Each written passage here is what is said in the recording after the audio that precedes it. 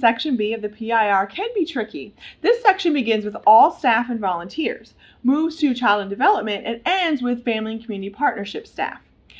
Making sure personnel records are up to date with accurate information is key. My name is Amy Corkery, and this is Belicia Carter. Today we have with us one of our training specialists, Vanessa White-Duquette. Welcome, Vanessa. Thank you. Hi, Vanessa. Vanessa, can you tell us more about the personnel module affecting the PIR? I'd be happy to. Let's begin with B1, total number of staff.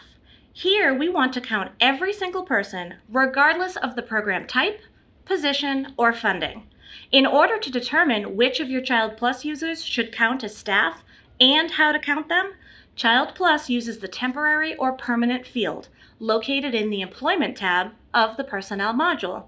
This field is used to identify staff and determine if they should count as regular or contract staff.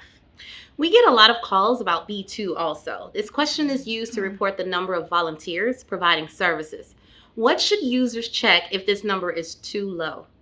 Start by creating a volunteer record in the InKind module. Use that record to track information about the volunteer and to document the services provided. Without an InKind record, that person doesn't exist. You also have to let the system know if that volunteer is a current or former parent or guardian. Right, Amy. Do that by selecting the appropriate volunteer description. If the data entry is correct and your volunteers aren't counting as the right type, check your PIR setup. You can watch our PIR setup video to get more information.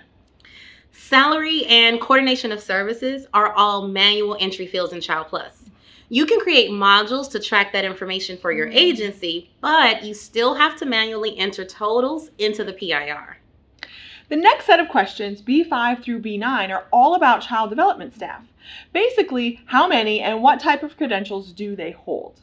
Calculations for those questions are determined by the information entered in the Education tab of the Personnel module. It can be a little tricky, so let's take a look. Think of this area as being divided into 5 sections. The first section applies to all staff.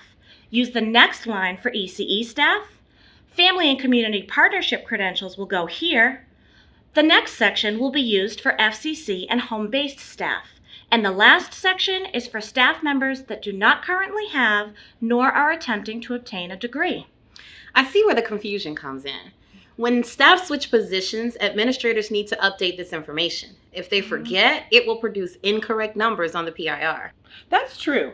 To make it easier on yourself, go ahead and fill in any field that applies to staff members, even if it means entering that same degree in 3 different times.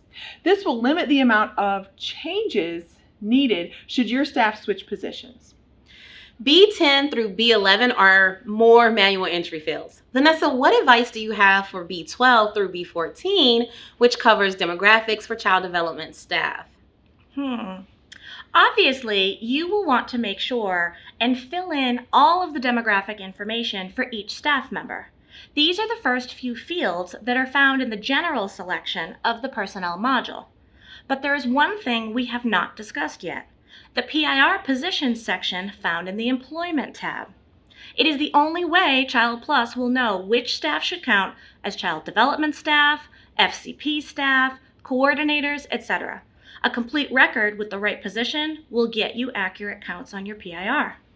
Those positions are important for B15 through B22, which help track turnover specifically for child development staff.